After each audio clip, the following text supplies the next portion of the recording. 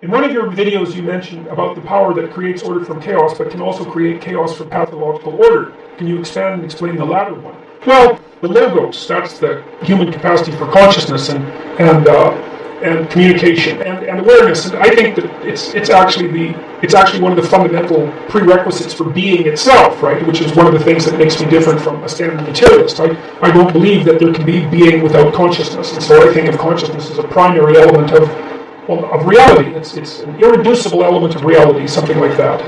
A prerequisite for reality. That's another way of thinking about it. And that's the logos, essentially. And its respect for the logos, I would say, that's the deepest doctrine of the biblical stories. Now, what does the logos do? Well, you can see this in Christ's story, most particularly. So Christ is often presented as a social revolutionary, cast, I suppose, in the same mold as Moses. You know, Moses opposed the Egyptian tyranny, like Christ opposed the tyranny of the Pharisees and the scribes.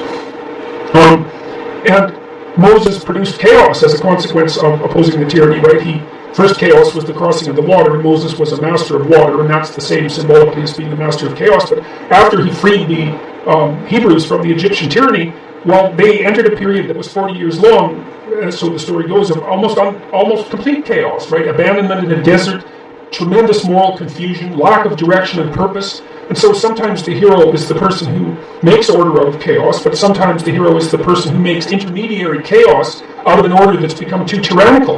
And so it's best to think of the logos as the force that keeps order and chaos in balance rather than generating order out of chaos or chaos out of order. Because the logos operates to do one of those two things depending on the situation.